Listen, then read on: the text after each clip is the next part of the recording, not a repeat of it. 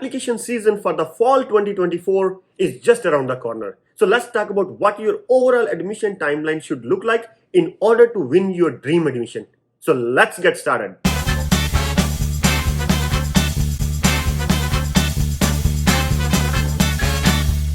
Over the last 12 to 13 years, I have helped so many students to get into top US Canadian universities. And if you want to ever get in touch with me, fill up this form. The link is in the description of all my recent videos. Universities like Stanford, Harvard, Caltech start accepting the applications as early as in September or October. Whereas the university like the University of North Carolina or University of Washington, St. Louis have deadlines till the March or April every year. So the application window varies for different universities. That's first thing you have to keep in mind. The application window. When does a university start accepting the applications and when is the deadline? So that time frame, that application window is very important for you guys. So let's say if you want to apply for those tier 1 universities like Stanford, Harvard and Caltech, which starts accepting applications by September or October, it means you have to be ready by September or October. The common mistake among the students who apply for these universities is they race against the time. If the deadline is in December, they try to finish their application just close to December or just a few days before December. And that is exactly I want to warn you about, because this is not a good practice. If you want to maximize your chances of admission, you should complete your application as soon as the university starts accepting the applications. Which means for these universities, you have to be ready by September or October. Which means you have to be ready with your TOEFL score, you have to be ready with your GRE score, you have to have your LORs written, you have to have your SOPs, you have to have everything. If you need any course evaluation, you need to have that ready too. A lot of stuff. Yes. So you have to be ready. So here's a quick timeline for you guys. But before I do that, I want you to smash the subscribe button and gently tap the like button as well, because that will help me win the YouTube algorithm and reach to a wider audience. Thank you. The first thing is GRE and TOEFL score. If you want to target those first year universities that I just mentioned, you have to write your GRE in August or at max early September. The earlier you can do is better, because GRE TOEFL score remain valid for a few years. So even if you can write before that, that is very good. But try to not delay any further after September. And the mid-September and early October time is your buffer time. In case your GRE score is not to your expectations or your TOEFL score is below the cutoff and you cannot apply to universities which you otherwise want to, then you should use this time to revise your score. Rewrite TOEFL, rewrite GRE if you need to.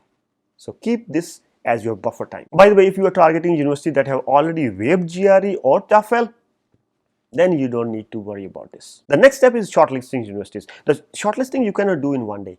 This you have to do in parallel. You cannot just devote a time 1 month for just shortlisting applications. So you have to do this as you are preparing for GRE and TOEFL. So utilize that time from May, June, July and August, these 4 months. Go over all the websites, read about all the universities, shortlist, read about the courses and see what courses they are offering and what courses you are interested in. If that matches with your interest, then shortlist universities. And by the way, I have a very detailed video on how to shortlist universities. The link is down below. The next step is SOP. The SOP is one of the very important step or document in the admission process.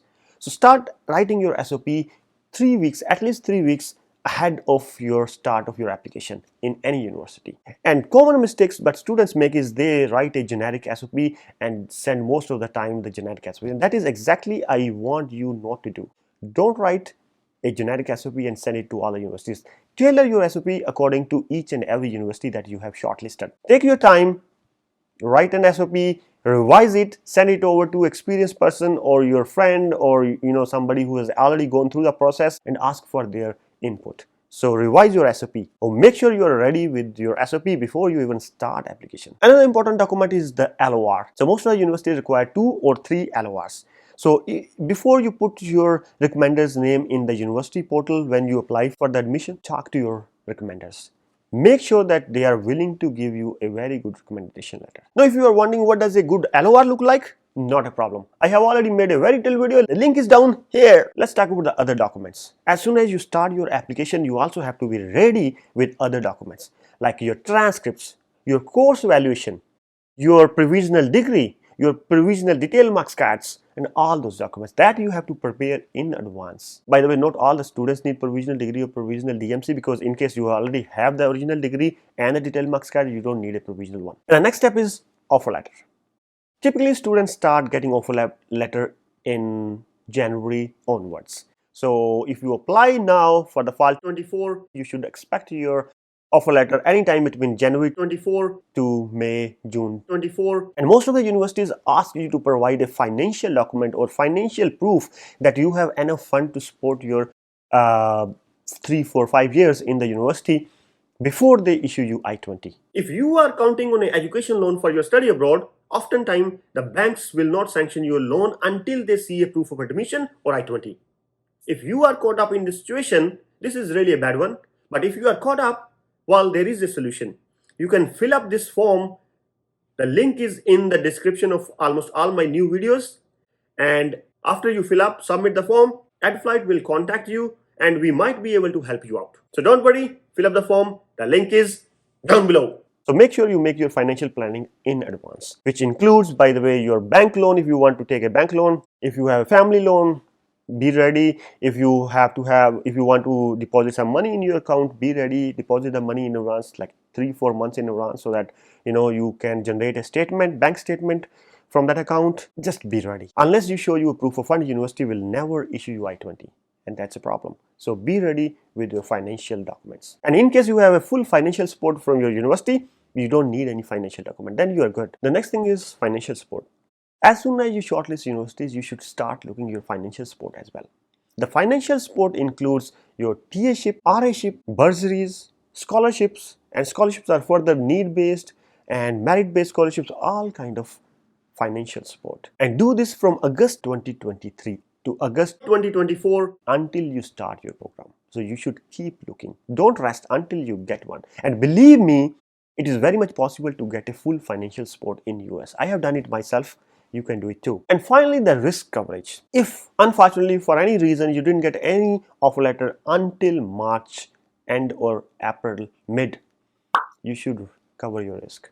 Apply to some more universities. There are universities that still keep accepting applications until April end or May end even. Apply to few of those universities just to cover the risk. Losing 1 year or 1 semester is really worse than losing a couple of $100 on few extra applications. So apply to more extra late universities, cover your risk. Finally, the onboarding. If you have an admission offer or multiple admission offers, do watch this video where I have talked about how to pick the best admission offer out of many. Once that's done, the final process is onboarding. That includes your applying visa, shopping, leasing an apartment, that's a big one, and watching my other videos where I have talked about US life. Typically, this should start from March and onwards. Well, that's all for today. If you have further questions, I have a very detailed video which you can also watch that will give you some more insight. I will leave that link also in the description. Take care. Bye.